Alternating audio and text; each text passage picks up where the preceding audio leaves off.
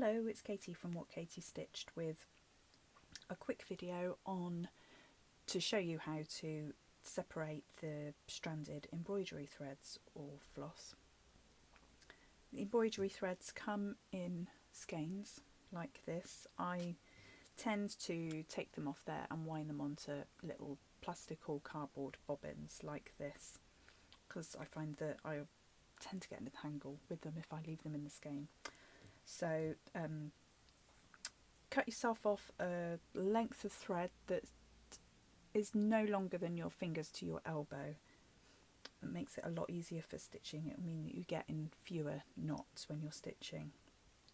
Each length of thread will have 6 strands of cotton. I tend to sew with 3 or 2 strands. You can absolutely sew with all 6, and for some projects I do that, but for embroidery I tend to separate them down. So there are 2 main ways that I do this. The first way is by separating at the top into two sets of 3, and sometimes you'll find that they pull apart really easily without tangling. Other times they don't though. And so I tend to take one lot in one set of fingers and hold the other one separately, and then twist the end away from me, and then that separates them into 2 lots of 3. If you wanted to do it the second way,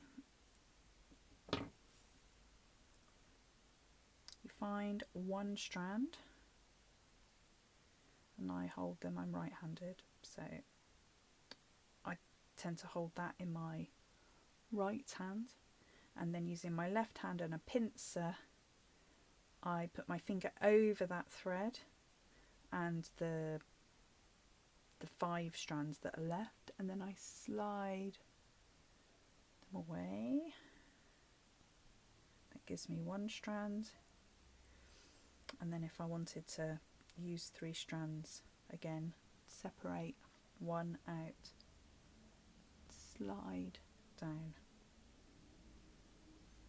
and then what you want to try and do is lie these, keeping them in the same direction that they were in the skein, and then that will help them lie better together when you're stitching, because the threads are just spun one way. So once more, hold 1, slide my fingers down, and then that gives me 2 sets of 3. Hope you found that useful. Thanks for watching.